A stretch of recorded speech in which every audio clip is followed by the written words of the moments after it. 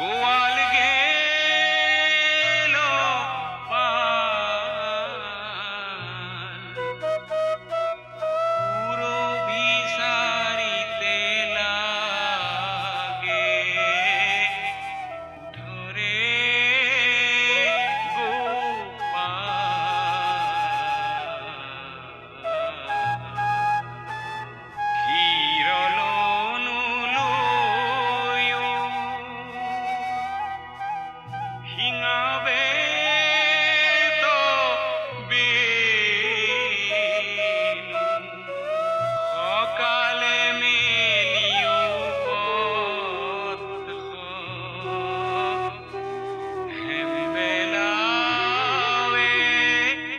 ये बुड्ढा बीना का नाना।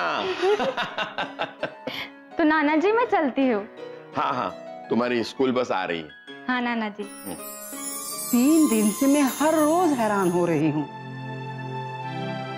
माँ, इसका मतलब ये हुआ कि आपकी दही कोई चुरा कर खा रहा है। पता नहीं बेटा, अपने घर में तो कोई ऐसा है नहीं, और पिछले कई सालों से मैं ये नियम का पालन कर रही हूँ।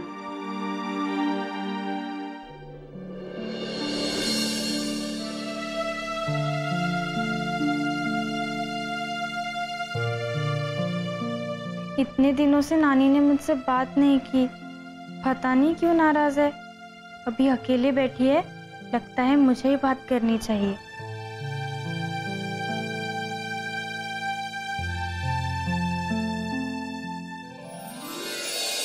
अरे कब से तेरा इंतजार कर रही हूँ, ऐसे कोई रूठता है क्या? खबरदार जो कभी अगर रूठी तो। आप भी तो मुझे मनाने नहीं आई, एक आवाज देती मैं आपके पास आ जाती। अच्छा, मैं आवाज देती? मैं तेरी नानी हूँ या तू मेरी नानी है? मैं। अच्छा, तू मेरी नानी है, है? नानी है तू, नानी है, है?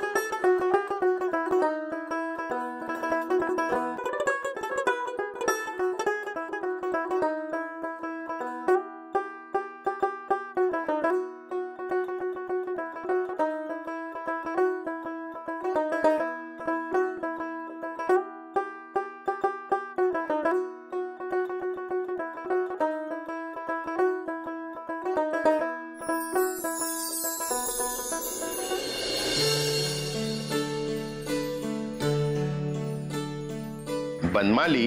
हाँ पिताजी। एक बात बताओ। पूछिए। ये मिशनरी स्कूल में कोई दुकान है क्या?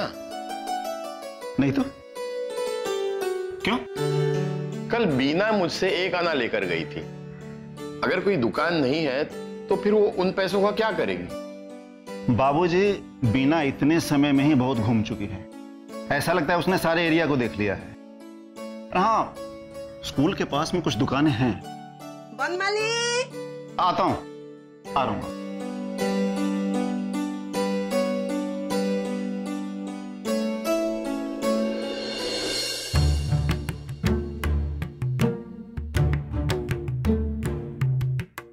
मोहीराम, तीनों बच्चों को लेकर आ जाओ।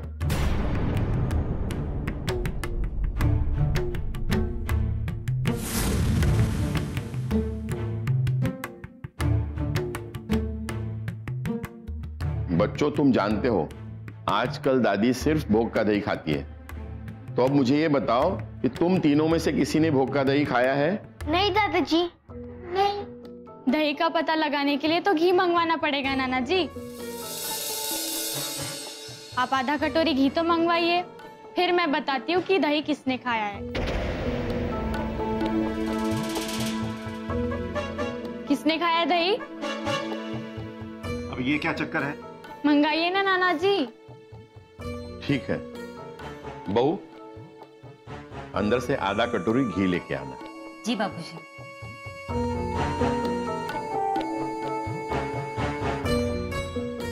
देखो बिटिया,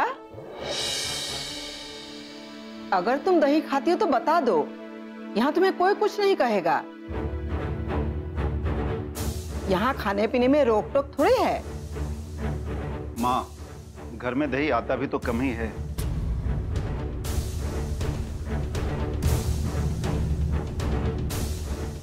आज दही खाने वाले ने दही के बदले चूना खा लिया है, और अगर उसने घी नहीं पिया ना तो उसकी हालत खराब हो जाएगी।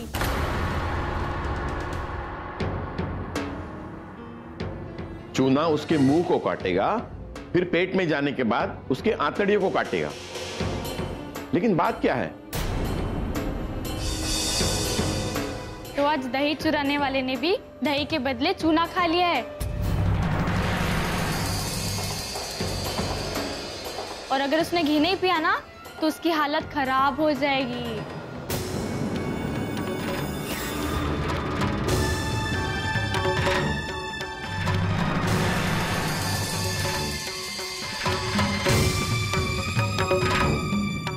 आप सबने तो अभी देख ही लिया होगा कि रोज दही कौन पीता था। मोहिराम काका, आपको ऐसे नहीं करना चाहिए था। ये भगवान जी का भोग है।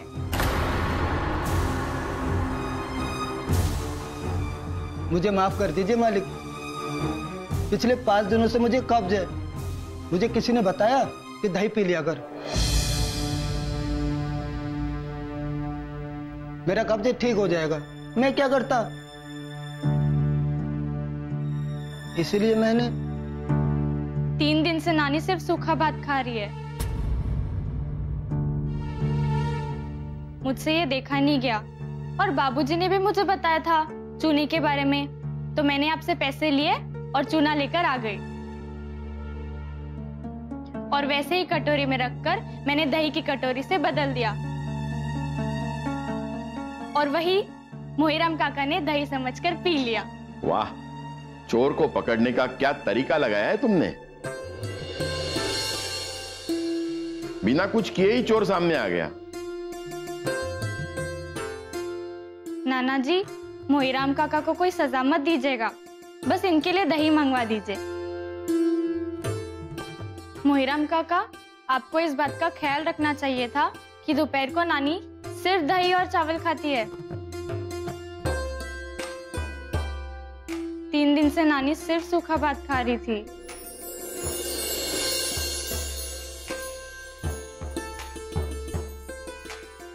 आज मुझे लग रहा है कि मैं तेरी नानी नहीं, तू मेरी नानी है।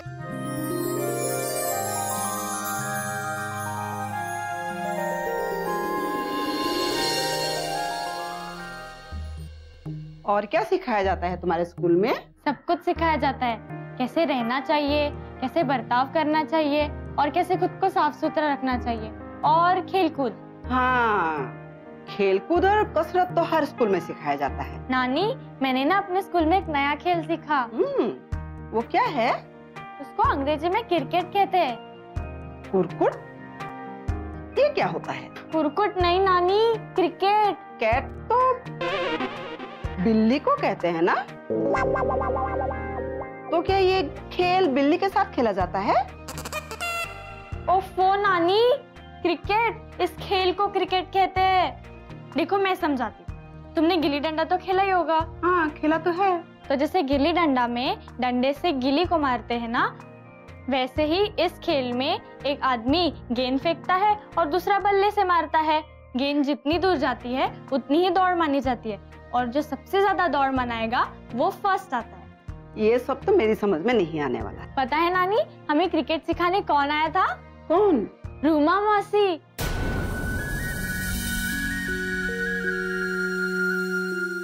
उन्होंने मुझसे बहुत अच्छे से बात की और मुझ पे बहुत प्यार जताया। ओ, उसको मालूम होगा कि तुम सीता की बेटी हो। हाँ पता है। नानी, हम उनके घर क्यों नहीं जाते? आखिर दोनों नाना तो भाई भाई है ना? हाँ, चचेरे ही सही, लेकिन है तो भाई ही। तो फिर एक दूसरे के घर आना जाना क्यों नहीं है?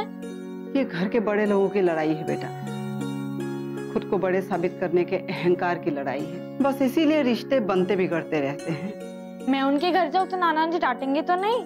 डांटेंगे क्यों? तुम इस घर की मेहमान हो। जितना हक तुम्हारा इस घर पर है उतना ही उस घर पर भी है, और वहाँ तुम्हें भी बहुत प्यार मिलेगा। बीना, मैंने तुम्हारा डब्बा मोइराम के पास दे दिया है। मामी, आप कितनी अच्छी हो। मैं तो आज टिफिन लेना भूल ही जाती। ऐसे कैसे भूल जाती? आज भी माँ जी ने तुम्हारे लिए आलू पितिका बनाया है। अरे वाह! देखो कितनी खुश हो गई। बच्चों को अपने पसंद की चीज मिल जाए तो खुश हो जाते हैं। अब देखो, इसको आलू पितिका पसंद है और श्रीकांत को बैंगन भाजा। जूता पहनो। बहू, मोहरम कहाँ है? उसको कहना कि बीना को गाड़ी तक छोड़ाए, और बड़ी बहू को भी बुला लेना। जी माँ जी। चलो बीना, चलो।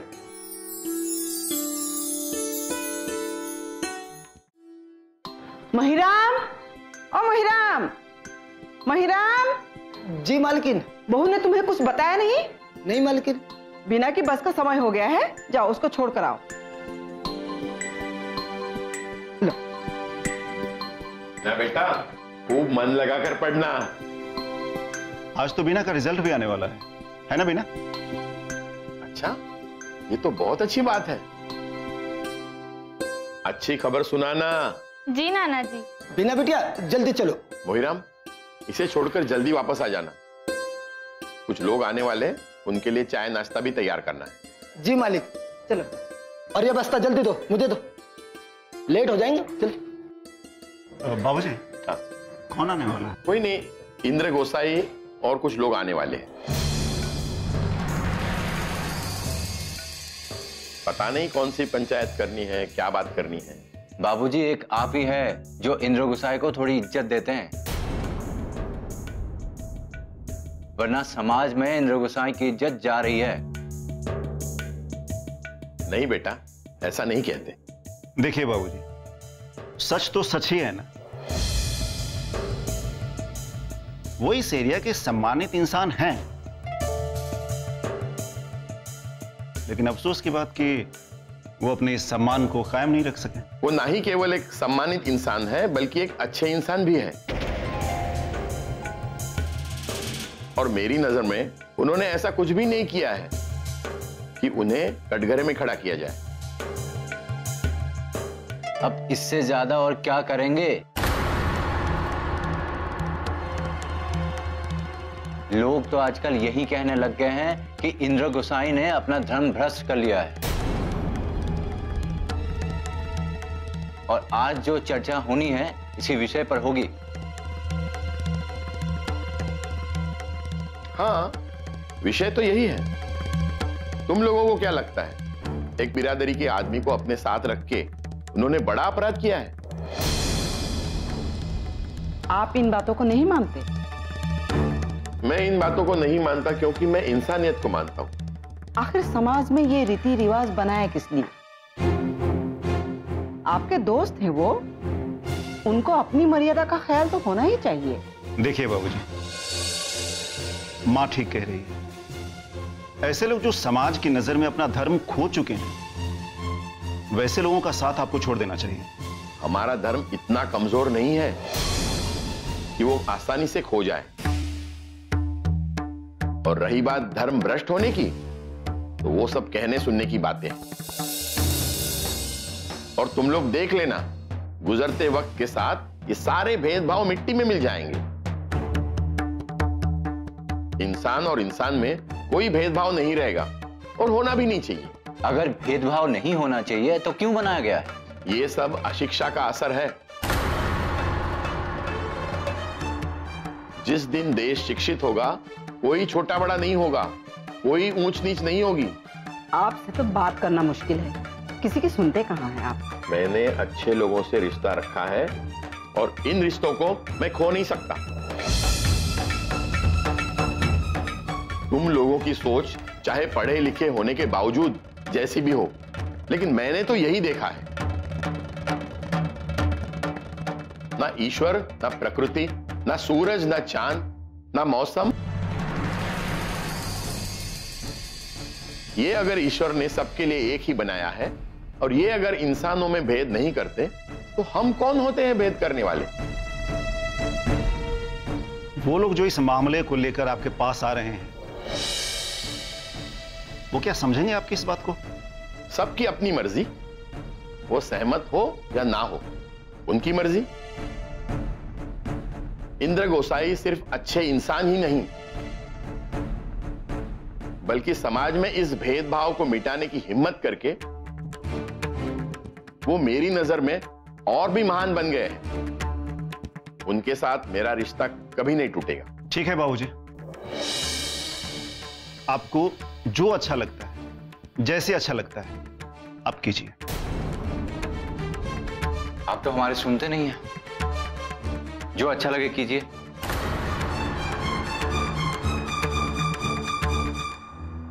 कभी कभी बच्चों की बात भी सुन लिया कीजिए, उनकी मान लीजिए।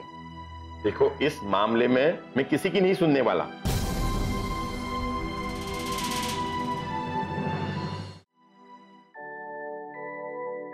बस कब तक आएगी? वही तो देख रहे हैं कब तक आएगी। सुना नहीं आपने, मालिक ने जल्दी आने के लिए कहा था, और एक आपकी बस है क्या आने का नाम ही नहीं ले रही है। पहाड़ी पर रोड पतली है ना, तो जब सारी गाड़ी आती है तो बस को रुकना ही पड़ता है। तो फिर आएगी कब तक? इंतजार कर कर ना वक्त हो गया है। आज तो लगता है घर पर ना 2-4 बातें सुननी पड़ेगी।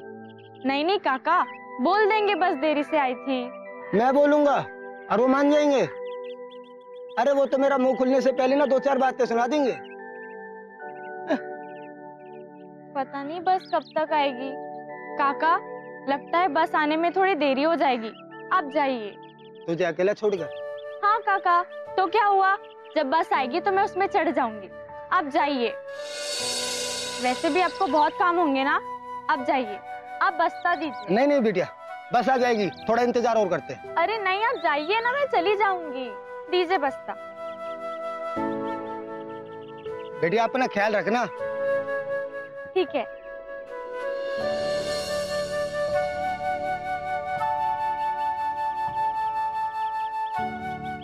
अरे बिटिया, स्कूल बस का इंतजार कर रही हो? हाँ, अभी तक नहीं आई। बस तो कब की चली गई, मैंने खुद देखा है। क्या? बस तो एकदम सही वक्त पे आ गई थी, आप ही को देरी हो गई।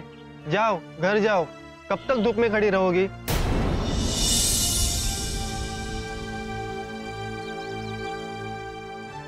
आज तो स्कूल का रिजल्ट आना है, मेरा स्कूल जाना जरूरी है, स्कूल जाना ही पड़ेगा। क्या करूं? स्कूल भी तो बहुत दूर है तो क्या हुआ, मैं जा सकती हूँ स्कूल, रास्ता तो मैंने देखा ही है। मैं वापस नहीं जाऊंगी, मैं स्कूल जाऊंगी।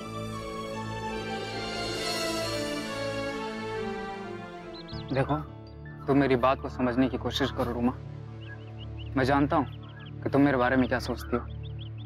हमारे जज्बात एक दूसरे के साथ जुड़े हुए हैं। हम एक दूसरे को पसंद ही नहीं करते, बल्कि एक दूसरे की इज्जत भी करते हैं। पर मैं तुम्हें अपना चुकी हूँ जतिन, और तुम्हारे अलावा मैं अब किसी को अपना नहीं सकती। देखो रूमा, जो रिश्ता जिसे मंजिल तक नहीं पहुंचाया जा सके, उस रिश्ते का कोई मतलब नहीं होता। तुम्हारे दिल में मेरे लिए एक ऐसी जगह है जो मैं बहुत पहले से जानता था, लेकिन मैंने कभी इस बात को बढ़ाने की कोशिश नहीं की, क्योंकि मेरी जिंदगी का लक्ष्य अलग है, मेरी जिंदगी का मकसद अलग है। मैं एक क्रांतिकारी हूँ। यही तो खास बात है तुम्हारी, जो मुझे तुम्हारी ओर खींचती है, कि तुम सब कुछ सच सच बोल देते हो। हमें अपने साथ साथ समाज को भी समझना होगा, और तुम्हारे जज्बात मेरे पैरों के लिए जंजीर बन सकते हैं।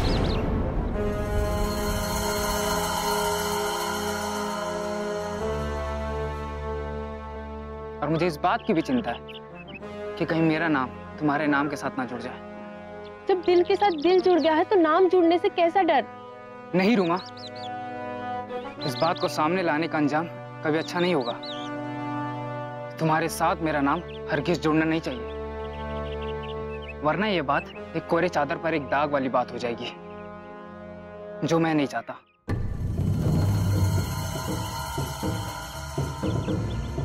मैं नहीं चाहता कि बदनामी का एक भी छींटा तुम्हारे ऊपर पड़े। लेकिन मैं तुम्हें नहीं भूल सकती जतिन। मेरा दिल तो ये कहता है कि तुम मेरा सब कुछ हो, मेरी जिंदगी, मेरी खुशी, सब कुछ। ये जानते हुए भी कि मैं तुम्हें कुछ भी नहीं दे सकता, जो खुद देश की आजादी के लिए अंग्रेजों से छुपता फिर रहा हो, वो तुम्हें क्या दे सकता है? ना कोई खुशी, ना ही प्यार, और ना ही एक अच्छी जिंदगी। तुम मेरे साथ हो तो मैं कैसे भी जिंदगी गुजार लूंगी। नहीं रूमा, ऐसे सपने मत देखो जिसके पूरे होने की कोई गुंजाइश ना हो।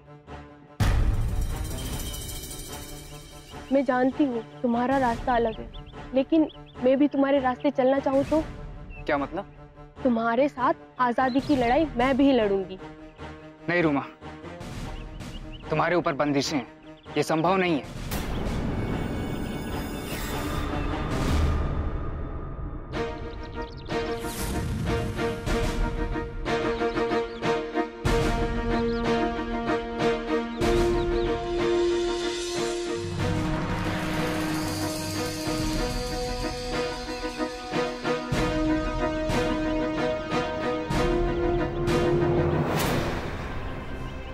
अरे बिना तुम?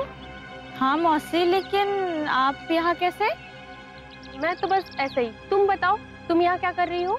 मैं स्कूल जा रही थी और आज तो मेरी बस भी छूट गई ना, इसीलिए। तो इतनी दूर अकेले पैदल जरूरत क्या थी? स्कूल छोड़ देती।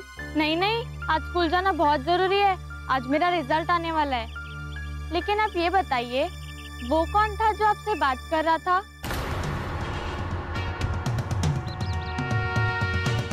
इसके बारे में किसी के सामने कभी जिक्र भी मत करना।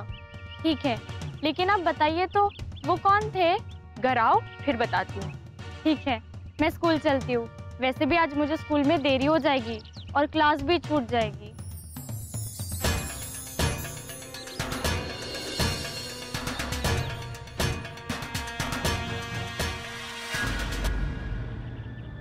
बच्चे ने पढ़ाई में मेहनत बहुत की है, लेकिन क्या फायदा हजारिका? तुम्हारा समाज इसे एक दिन किसी के घर चूल्हा फूकने के लिए भेजने वाला है। इसे तो एक न एक दिन किसी के घर जाकर रोटियां ही सेकनी है ना। देश तो आजाद होने ही वाला है, पर पता नहीं कब तक लड़कियों को गुलाम बनाकर रखा जाएगा। इन लोगों की मानसिकता ही ऐसी है।